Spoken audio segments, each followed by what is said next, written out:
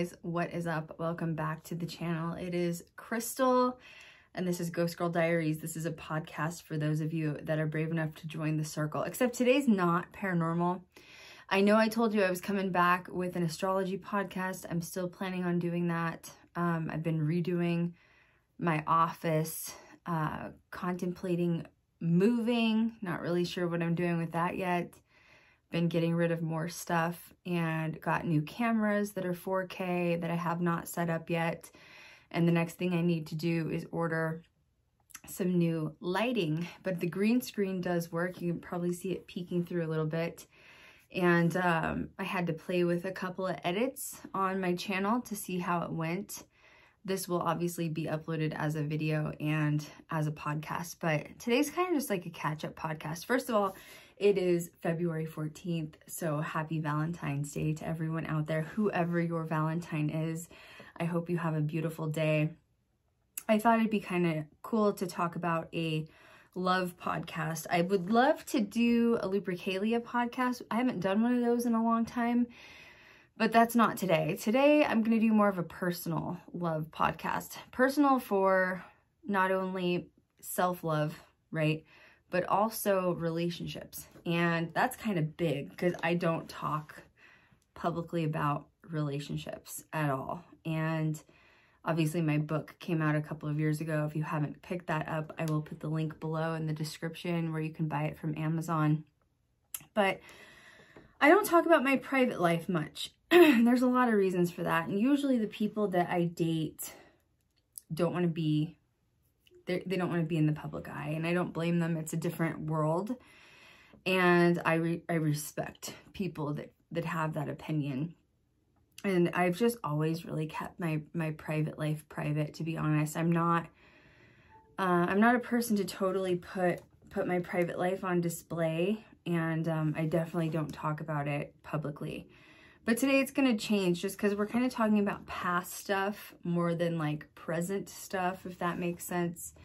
I know that some of you are going to be like, oh, this is juicy, so stay a while. I have some water, so grab something to drink and hang out with me. I keep my relationships secretive. Just don't ask. You know what I mean? Like I don't, there's a lot of people that sometimes will leave me comments on my channel about relationships I've had, and I'm not going to answer them publicly for a lot of reasons. It's nobody's business, to be honest. It's nobody's business what happened in the past, and it's nobody's business what's happening in the present. Unless you're someone like Kat or Lisa, shout out to my two really closest girlfriends, or, you know, my other handful of friends. They don't know about no one else knows about my personal life. I don't share it for a reason. So if you leave me a comment asking about specifics, I'm not going to answer it because I don't share things that are going on currently in my life. What sort of led up to the change that's been happening? You know, I know I've spoke about this a few times on my channel. I went through this major death and rebirth of a phoenix rising, and last June, so June of 2023, I started really feeling like I wasn't identifying with the goth life anymore. I've always been alt and goth, probably not as heavily. I really switched to the goth side majorly when my channel took off for Ghost Girl Diaries. So that was about 2014, 2015. Before that, I was kind of a trade-off between a lot of things. I always pulled inspiration from Gwen Stefani's fashion. She was my idol growing up. I love the movie Legally Blonde, Mean Girls, Clueless. So a lot of my fashion was plaid and came from, you know, that sort of inspiration. And then I had the alt side, which was kind of like the skater girl with the Avril inspiration growing up, and the goth side was always my sort of dark side. But that really took over fully. I ended up getting rid of all of my clothes that weren't goth in about 2014-15. And at that time I was in a full-time relationship, and he didn't really care, you know, what I had done, you know, with my personal style or fashion. So it was just kind of a different time of my life. Last June, I started going through a big transition, June of 2023, and I just knew I wasn't identifying with being goth anymore for a lot of reasons. And one of them was I was really bored with my wardrobe. I was getting a ton of brand deals with companies. I was modeling for companies, wholesale companies, retail companies. I was getting free clothes, free shoes, free purses. Not only like stuff from Killstar, but like the manufacturers of Killstar. I was working with them, you know, like I had so much goth clothes that I got to a point where I was like, I can't buy anything else because I literally own everything. And it became this like mundane, it became this feeling where just when I got up in the morning, I just didn't want to get dressed because I just hated my whole closet. And then I kind of went through like this identity crisis because I was like, well, I've become kind of successful with social media. I have, you know, a really good career that I'm doing modeling for goth modeling. It defined me, you know, with Ghost Girl Diaries too. What am I without this goth lifestyle? Like, who am I without it? And I started having some serious identity issues. I started to talk to some of my close friends. Now, some of them were supportive, some of them weren't. Basically, I was saying, you know, I think that I'm changing and I don't know what to do.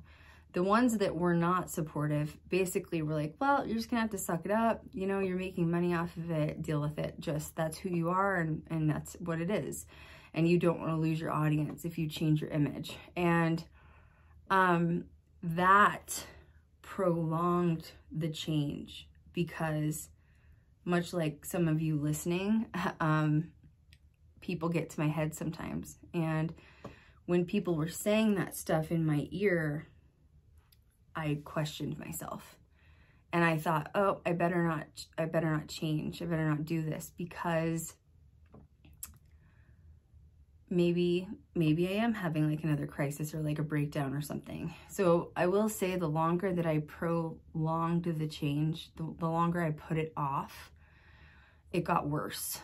It got worse and I was getting really agitated and aggravated, and the companies I was working with, I wasn't wanting to model for them anymore. I was becoming defiant. I was being a little bit lax with my work as far as getting, you know, the modeling pictures on time. And it was because I just wasn't happy. I wasn't happy with my wardrobe. I didn't feel like the outside was sort of reflecting the inside. And that kind of fast forwards, you know, to what I spoke about, which was talking with Elvira in September and getting to meet her was perfect timing. It was exactly what I had needed at that time. And Elvira was like, you don't have to be goth all the time to be goth. Like, you're going to wear yourself out. And I think she just knew intuitively what I was going through because she counseled me, honestly. And it was weird because here I have this big job, you know, I'm working with the Queen of Darkness, you know, Elvira, and she's telling me to stop overdoing it. And I didn't mention what I was going through. It's like she just knew. And I don't know, it sounds strange, but when you hear that almost permission from someone who is one of your biggest idols, I've idolized Elvira since I was 3 years old. I was able to be like, okay, this transition is part of who I am and I need to release and sort of let go and see where it leads me.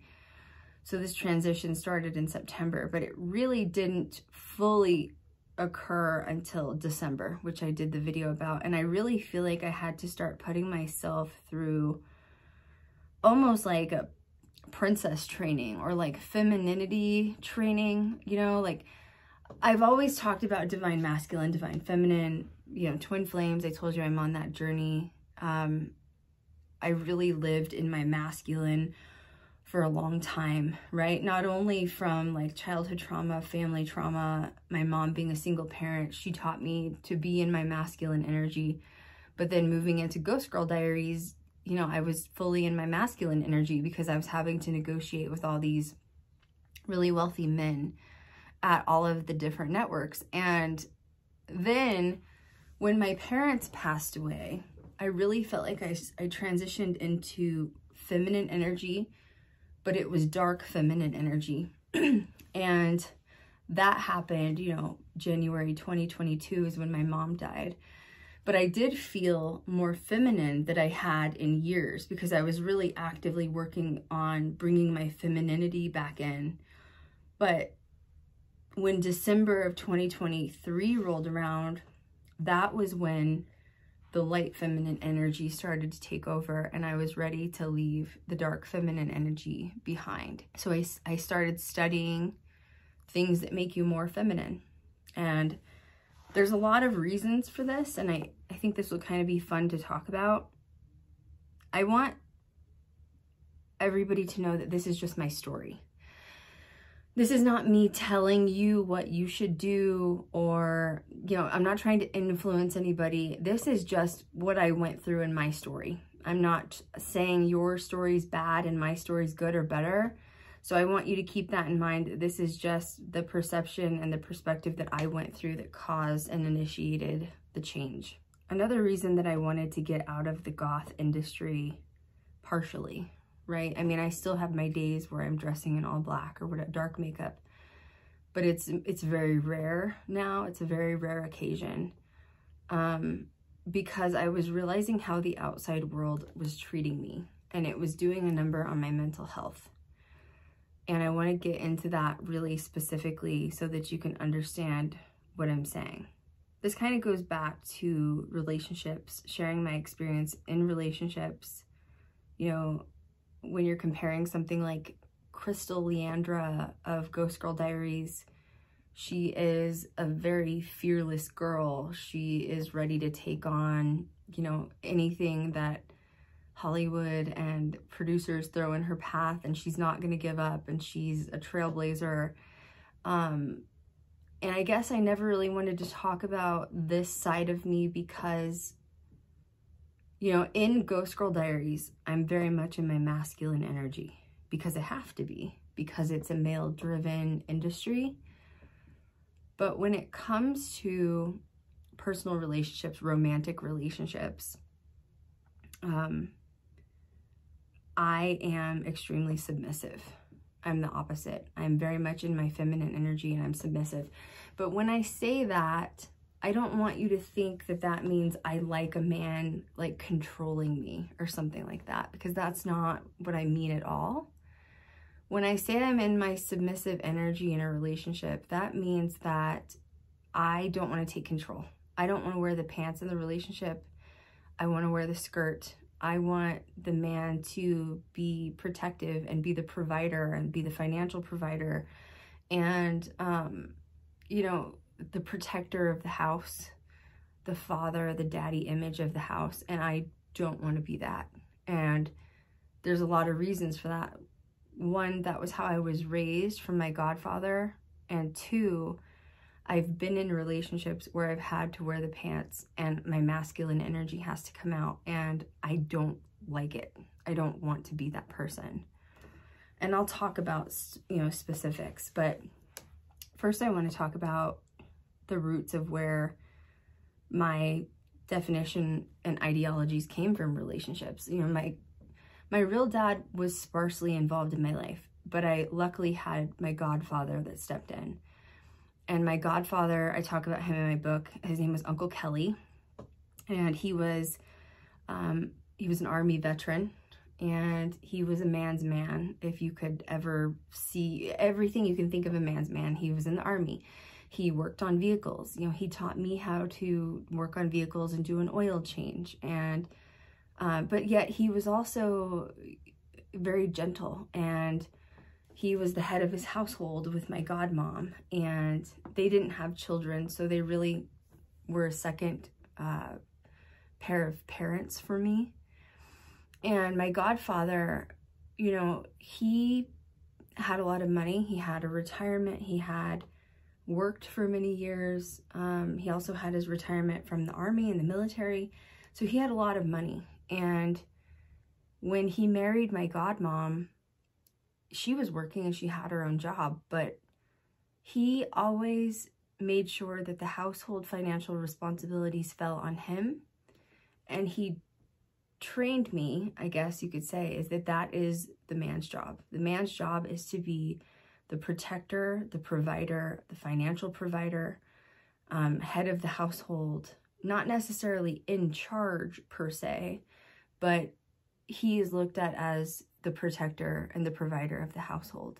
So my godmother, you know, she worked her whole life. She got her own retirement, but the way it always was with them was my godfather's money was their money. My godmother's money was her money, solo. And that was just how it was. And that was because he had so much money. He was a financial provider. He was very successful in work, and he just didn't care how much money she made. But her salary, not a dime of her money ever went to household, ever. She saved it. She went on trips. He wanted her to experience life if that was what she wanted. But she was never required to pay a penny for, you know, insurance or, you know, an electricity bill or mortgage. That was not her responsibility. So growing up with that, that was always my viewpoint of relationships was, you know, a masculine man who's not in wounded feminine energy, who's not in wounded masculine energy, who is a caretaker and provider and head of household and is financially sufficient, makes enough money to take care of the household solely by himself. That is just it. Like, you know, it has nothing to, my aunt wasn't a gold digger. You know what I mean? Like, only broke men would call a woman like that a gold digger. She made her own money. She still had a career, but they were a power couple. They grew together. He didn't care how much money she made. It didn't matter. He was going to be the provider. And growing up with that from infancy, that was just how I assumed relationships were supposed to be. I had a bad relationship in my 20s, and I talk about this in my book. And I was with this guy for probably 2 years. I really liked him. And, you know, when girls, especially like girls in society, are trained to excuse men's behavior because we're grown up to be naive, and we are taught to just be polite no matter what.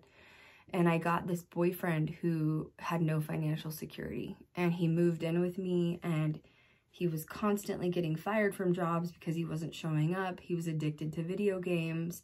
He, you know, would get fired. He would quit jobs. And it got to the point where I was paying for his cell phone bill. I was paying for his car insurance, and all of the house bills were under my name. I was making really good money. I always have. I've always been extremely successful no matter what career that I do. And at that time, I was obviously a cosmetologist, and I was working in one of the richest areas at the time in Colorado, which was Cherry Creek. And I had some celebrities. I worked with a lot of people that had a lot of money. So I made really big money. I drove a brand new Mustang at the time. And I don't know why I kept allowing this relationship dysfunction to happen, because I had never been in a relationship like that before. Even in high school, I had a high school boyfriend for 4 years, and, you know, we needed money to go to prom and homecoming, and he ended up getting a part-time job. His aunt owned a restaurant, and he started working at the restaurant to make money. So even at that age, I had a boyfriend that was providing, not necessarily mortgage, but he was very responsible. So for me to get in this kind of dysfunctional relationship, it was kind of strange. Fast forward, you know, I ended up breaking up with this guy because I really just got sick of paying his bills. And I ended up getting another boyfriend. And this boyfriend was even worse. And his dad owned a construction business. And he basically just didn't want to work at all.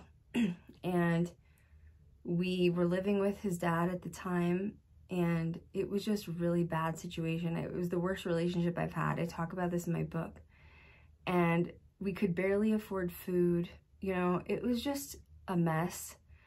And that was when I rekindled my relationship with Christian. And Christian, I talk about him in my book. So Christian was a boyfriend I had through middle school, part of high school, definitely soulmate energy. He passed away, you know, a few years ago, and we always remained friends, but in our 20s, we decided to rekindle and try to make it work again. And at this point, Christian had actually moved in with me. I was very self-sufficient at the time. I had my own house, my own car. I paid all my own bills by myself. I lived in like a 4-bedroom house by myself, so that can kind of tell you how much money I was making. And Christian moved in, and we started having this discussion about bills and how we were going to split the bills. And after I had been in such toxic relationships, Christian sort of brought me back to remember my Uncle Kelly and my roots and why I shouldn't settle for less. And even at that time, you know, Christian had reminded me that I was a high value woman. And we sat down to have a chat. I had assumed we were going to split the bills 50-50. And the reason for that was Christian had a really good job too. His father owned a mechanic, you know, garage, and Christian was the manager, and they made really good money. It was a very busy mechanics garage, and he had a lot of money. Christian made more money than I did at the time, especially since his dad owned the business. He was also driving a brand new car, and we sat down to talk about bills, and I said, okay, you know, like, I just expect to split the bills 50-50. And Christian was like, absolutely not. Like, why would we split the bills 50-50? And I was like, well, what do you want to do then? He was like, I'm the man, I'm the provider, I'm supposed to be paying the bills. You're not supposed to be paying for anything. And of course, you know, I was like, well, I've been in these bad relationships. Like, no, I'm fine with paying. Like, I was just used to paying for these guys at this point. And Christian was like, don't ever pay for a man, especially if you're like in a serious committed relationship, living together, married. That is not your job. That is not your job. And it was weird because after I had been in these like kind of toxic, dysfunctional relationships, you know, forgetting my value, not remembering my value, Christian brought me back to be like, no, you're the woman. Like, you need to be in your feminine energy and feel safe in your feminine energy while I financially provide for you. That's my job. And that was the last time I ever sort of settled after that. And, you know, he was like, you're successful, you work hard, you make money. But he was like, that's just not your job, because that's putting you in your masculine energy. And it's so weird because we were so young to have that conversation. And from there on out, as I was living with Christian, he paid every single bill, never questioned it. Even my cell phone bill, he paid for it. And he just reminded me what my Uncle Kelly taught me, which was never forget your value as a woman. Now, once again, you may not agree with me if you're listening and watching this, and I'm not necessarily asking you to agree with me. I'm not asking you to change yourself. I'm just sharing with you my definition of a relationship is that I consider myself a high value woman, and I will not settle less than being with a high value man. I'm also basically saying that I don't believe in splitting bills. If you are in a serious committed relationship and you're living with somebody or you're married to somebody, I have only ever lived with and been with highly successful, financially stable men that make several streams of income to the point where income isn't even, like, finances aren't even a discussion. They don't care if they pay the bills because it's not even affecting them. They make so much money, it's not even putting, like, you know, a jab in their pocketbook. I had another guy who explained it to me. He was like, Krystal, I understand you're a feminist and I understand you want change and progression in the world. But he goes, it is a man's world still. And he goes, it's just naturally easier for men to make more money than a woman. So it should naturally just be that men are the financial providers at home. Once again, this is just, I've had very, generally speaking, I had very supportive men in my life that I've chosen to have very serious relationships with. And, you know, my last relationship, right? This is going to probably shock some people. My last relationship, I was with a guy, we dated for a few months. He was kind of high up in the chain in the military. He deployed, he went to Afghanistan, he deployed to Afghanistan. But we had only dated a few months, maybe 3 to 6 months before he left. It wasn't very, I don't know how serious you consider it. I mean, I think he was planning on coming back and we would be together, which we did. But, you know, we had never slept together because it wasn't a serious committed relationship. But he left to go deploy and I was having car problems. And while he was deployed, he had so much money, he bought me a new car. My Mustang was having issues. Like that's my point of this conversation, is I've just dated guys that are such high value, that have a lot of money, that respect themselves, that are confident in their masculine energy, that finances have just never been a problem, even early on in the relationship. So what I'm saying is, this guy bought me a car before we'd even slept together. And actually he ended up even getting me a house after that, which I did end up marrying him, obviously. But he even gave me access to his bank account, you know, while he was deployed. And, you know, obviously you have to build that on trust. Like, I didn't screw him, and you know, he knew I was a high value woman, and I wasn't, you know, once again, using the term gold digger, I think is just so raunchy, because a high value man with a lot of money, he's not going to mess with someone that's, you know, giving him intuitive feelings about a gold digger anyways. And really, the only person that's accusing a woman of being a gold digger is a man that doesn't have much money at all, or someone that lives paycheck to paycheck. So it was never viewed that way when he even gave me access, you know, to his bank account. This is just a typical definition of a man who is confidently in his masculine energy. And these are the only type of man I've ever dated or been with, because I've dated men in wounded masculine energy that didn't want a job and didn't want to work, and looked at me as the provider, as the woman and the provider. And I hated it. I couldn't stand it. It made me sick. I don't want to have to take care of you. I would be more willing to split 50-50 with you than I would to be fully the financial provider. And this kind of goes back to now to me sort of going into my hardcore goth phase. I guess you'd call it my dark feminine phase, which happened, you know, 2022, where I was actually single for the first time as a goth girl. And I didn't realize as a single goth girl how much single men view you in your masculine energy. Even though I would identify as, you know, goth glam, which is the girly side of goth, because I wear lace and tulle, it didn't matter. If you're goth, you're just seen as masculine. And what ended up happening was I started attracting extremely low value men, and men that were in their wounded masculine and wounded feminine energy. And they looked at me as the strong one, as the one wearing pants, as the one that can provide for them. Like, oh, you're famous, you're on YouTube, you make all this money, you can provide for me, you can take care of me. And they wanted to be at home and be extremely submissive. And I was kind of freaking out, because it was something I'd never experienced before. And there's like a running joke in the goth community with women, which is, quote, finding yourself a golden retriever boyfriend. And, you know, that can be good and bad. In my opinion, it's bad, because I like a very strong, masculine, independent, financially stable man. And to me, a golden retriever boyfriend is someone who just kind of follows you around, who's quiet, who's more in their feminine energy. And that was the kind of guys I was attracting, and I did not like it. I didn't like it at all.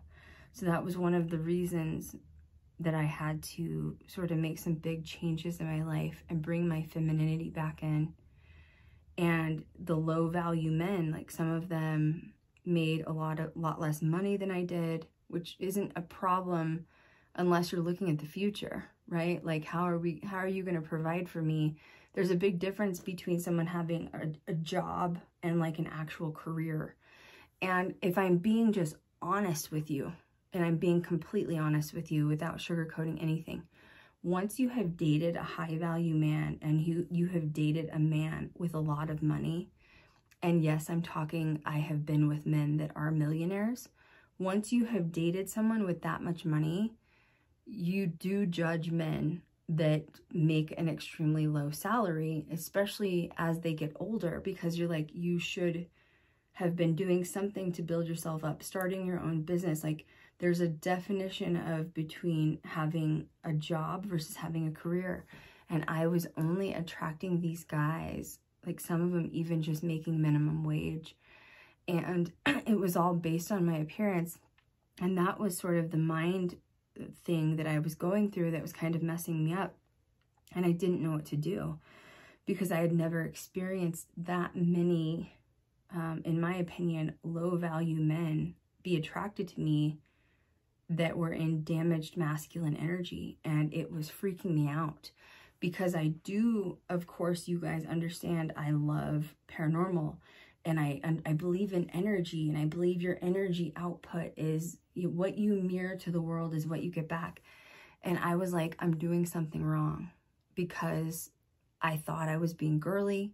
I thought I was being feminine, and that's not how men were seeing me. They were seeing me as very strong, masculine, independent, and they looked at me as the provider, and I just knew something was gonna have to change. I went to this gothic party in January, and this is after like the change had happened. So like the change, I really literally, that Phoenix rising moment of, I knew I was going through death and rebirth. I had no idea what it was going to be, but I woke up in December of 2023 and I was like, I'm not goth anymore. Like I can be goth sometimes, but I'm just not doing it anymore.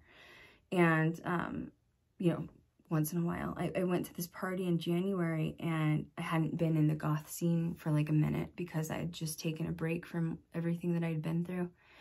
And I went to this party, and I was with a group of friends, and I had the same thing that started to happen to me. And it was literally one night I was just dressed up as like my gothic prom queen self, and I had all of these low value men coming up to me.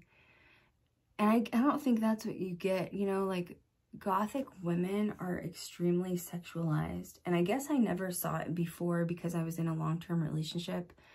But when you're single and you're a goth girl, like some goth girls might like it. Some girls might like being sexualized. I don't. I don't want to be seen as property. I want to be viewed and respected. I want to be viewed as a high value female. I don't want to be looked at as a piece of meat. And that was the biggest problem out of all of this, was in public, anytime, not even as I'm dressed up as my gothic prom queen self, anytime in public, even if I was dressed in, you know, baggy pants and a hoodie, but it was still goth, men come up to you and say the grossest things when you're a goth girl. And it made me feel devalued. It made me feel like trash. Men will approach you in public if you're dressed as a goth female. And I'm not saying your butt's hanging out. I never went out of the house like that. But I did look goth. And they would just come up to you brash and talk dirty to you and tell you they want to F you and all this out in public, out in Walmart, out in Target, like doesn't matter where you're at. And it makes you feel gross. Like the worst part, being a woman, like you're already catcalled, right? Like we already get it. You're already being catcalled by men. But now when you're adding being goth on top of it, men see you as a pleasure item, and it's like you're a blow up doll, and that's it. And it was messing with my mental, my emotional, my internal value of self. Men looked at me like literally a sex object and a piece of meat, and they just have no problem disrespecting you in public. And which is weird, because if they view you as such masculine energy, they're hitting on you, saying very dirty things to you as a woman. But it's almost like if it were a man talking to a man, because I'm in masculine energy, if that makes sense, the men felt confident enough to talk to you like you were a man and say those dirty things. So I just knew a lot of things needed to change. Even brands, I talked about this briefly before. I had worked with some brands, I'm not mentioning names, but I'd worked with some brands that were wanting me to be more goth. And they were saying, oh, we'll pay for you to get tattoos and get goth from like head to toe. And I'm like, wait a second, if I want to get tattoos, I need to make sure that it's for me and not because someone told me to do it. And then they would sexualize me. And it was worse than when I was in production with Ghost Girl Diaries, like production meetings. And I was like, man, I don't know what happened, but the energy that I'm putting out and I'm getting mirrored back, I'm messing something up somewhere, because I don't like this. I don't want to feel devalued, and I feel so bad for goth girls because I know I can't be the only one that went through it. I even had women, like fellow women in the goth community industry, that would send me messages and ask me to, you know, be on their OnlyFans with them. And it made me feel like trash, to be honest with you. Like, you know, I have it coming from all sides. The people that I work with, men that are hitting on me and saying these gnarly things to me, and then women. And I'm going to say something controversial, okay? And like, here, I have some friends that do OnlyFans. I do. They're my current friends right now. But those friends will tell you, if you get in the industry, beware, because once you get in, you can't get out, because it's a lot of money. It's sex work, essentially. And the friends that I have told me, they've shared messages with me, how gnarly these men are that message them on OnlyFans, because they're selling their body, essentially. But they can't stop. They can't stop the OnlyFans because it's so much money a month. You know, they're making $20,000, $30,000 a month. But because I have friends that are on OnlyFans, you know, they know this is not personal, but I would never do OnlyFans. I would never sell my body. I would never sell sex. I guess it'd be different if I was hired for like a Victoria's Secret ad. That would be very different to me, because that's like modeling lingerie. It would probably be done tasteful. But like, I think OnlyFans is trash. I'm sorry, I'm gonna say it. It's gonna sound controversial. I would never sell my body. I think way too highly of myself. I respect myself way too much to ever sell my body, to ever sleep with people publicly. That is absolutely not who I am. I respect myself. I respect my body. I view myself as a goddess. This womb is a goddess energy, and you just don't share it with people. And that's just where I'm at. And so I was starting to get really angry when I had brands talking to me about OnlyFans, men talking dirty to me about OnlyFans, women talking to me about OnlyFans. Like, I had to really like reassess myself and my image. And I was like, is this where I'm going? You know what I mean? Like, is this what I want? Is this where I want to be? And it was a lot of conversations that I had to have with myself. And I really wasn't sure, to be honest. I wasn't sure what was going on, but I knew that I needed to change the inside first and then see how the outside reflected that. I respect myself. I consider myself high value. You know, I work hard to make money. Ghost Girl Diaries is still my, you know, ultimate career goal in my life, is to get that series going. But when I look for value in a man, I need him to match that energy. I need him to match the drive that I also have, the money that I also make, but also being independent and not feeling like I'm being treated like a whore or like a piece of meat. And that was where it was going. And that's why it took me so long to undo it. And I started taking these sort of princess lessons in December, is what I call them. I was taking etiquette classes on YouTube, speech. You know, I already had, my speech has always been good, but you know, talking more feminine, talking more, you know, subtle, not as harsh, whispering a little bit more, like the Marilyn Monroe effect. I've been working on how I walk and how I present myself to the world, keeping my shoulders back and my neck up, just really embodying and embracing everything about femininity. I even started studying the royals more because I thought that that would help me, like, you know, Kate Middleton and Princess Diana. And it was weird because the second that I started changing all of this vibration about myself, so the way I speak, the way I walk, the way I dress, you know, like, I didn't get rid of my entire goth wardrobe, but I put a lot of it in a spare closet and I swapped it out for all new clothes pretty much. And the second I started wearing more feminine colors like pink and blue and even red, the world started responding completely different now. And I mean, like, I go in public, and this has been going on since December, but instead of men coming up to me and saying vile things to me, they open the door. Every time I go in a grocery store, a man will get me the shopping cart, and they will give me the shopping cart first.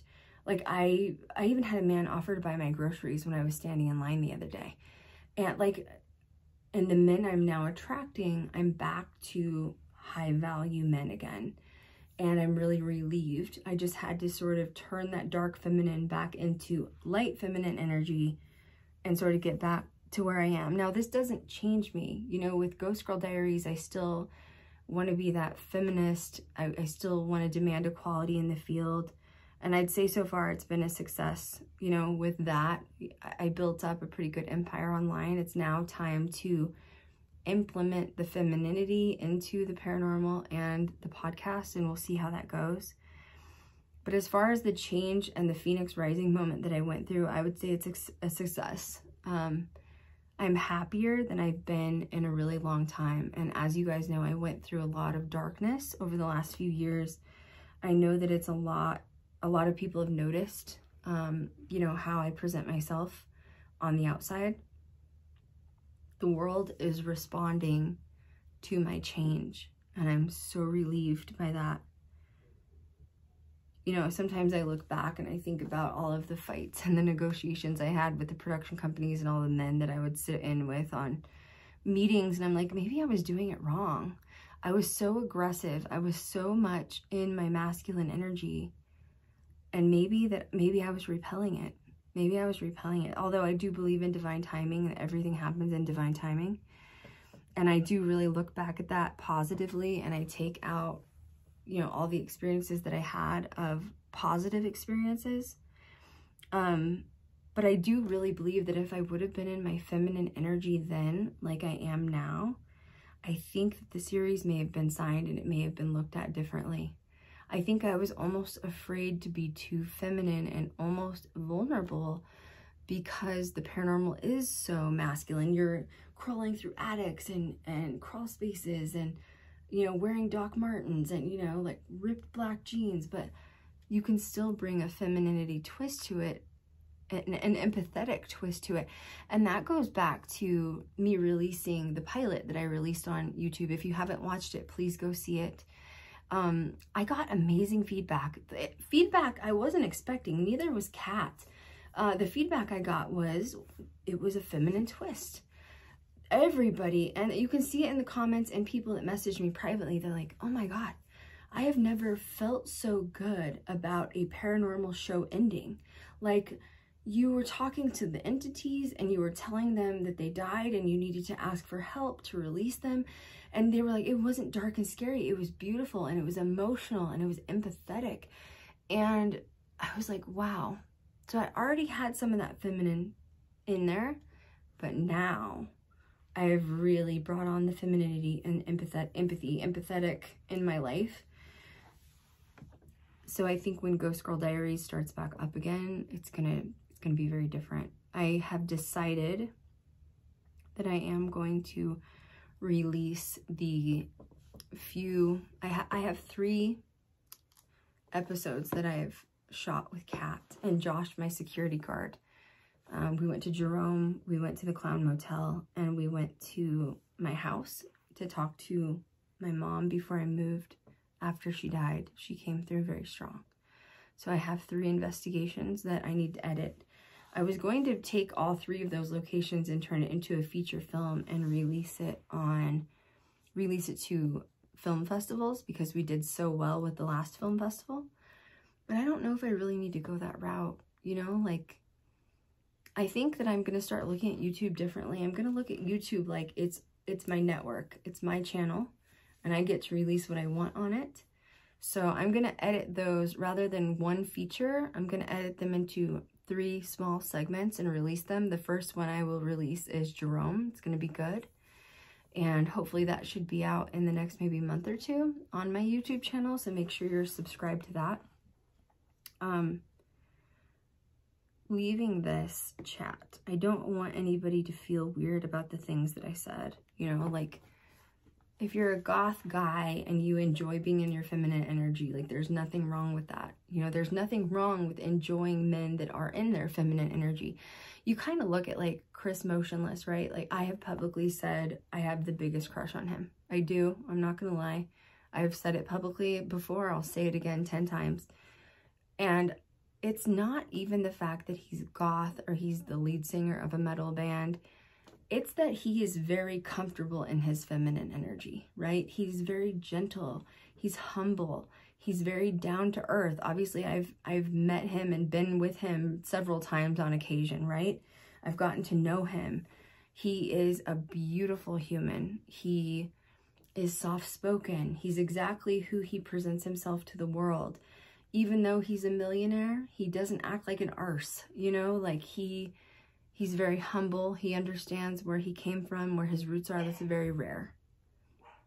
And I think because of that, that's what really turns girls on, is because they look at a man who's this, you know, tough metal singer, but then he has this really soft feminine side. But that's the thing. He still has a feminine side. He likes to wear eyeliner. He wears glitter sometimes on his eyes. He is definitely very comfortable in his feminine energy. And the women that he attracts or that he is with are very much in their masculine energy. Nothing wrong with that. The women he's been with and are with are gorgeous. They're beautiful, but they are very much in their masculine energy. And that's sort of the divide and the difference that you have to look. And that was where I was not fitting the mold in my personal life with relationships, because I don't want a man in his feminine energy. I need a man that's in his masculine energy, because that is what I'm attracted to. Because I look at the man as the provider and, you know, the head of household. If you ever have to go through a Phoenix Rising moment and a death and a rebirth, you will make it. You know, mine's complete at this point. Mine's complete. Obviously, the last few years were crazy for me, but I made a full circle back to where I am today, and we survived. We definitely survived. One more little announcement before I go. There's a really cool thing that you guys know that I love Bashar. I don't know his website, but I'll put it in the comments below. It might be bashar.com. He is starting a webinar series once a month where he's talking about contact with UFOs. His first one is February 17th of 2024, which is just a few days from now. It's only like $30 for an online ticket, but he's going to talk about alien contact. So if you're bored and you want to watch it, or if you're interested, I would encourage you. I already purchased my ticket, so I will be in that live webinar just because I'm fascinated with everything that he says. Make sure you subscribe to the channel. Make sure you give me a thumbs up and a comment below. And yeah, new content's coming. It took me a while to get comfortable in my energy. It really did. December, January, February, I just now sort of started coming out of the darkness of being afraid to step back into the light as this new emerged self, and I needed to build up my confidence, and I'm back. And I'm really happy, you know? And I share my story not for selfish purposes, but I share it because I hope that someone out there, I hope it helps you. I hope that you understand that it's okay to change and transform and live in your highest timeline and be yourself no matter what that is. You don't have to explain yourself to people, and just be confident that, you know, you have an important purpose here on this planet. We all do. Okay, I love you guys. Good night.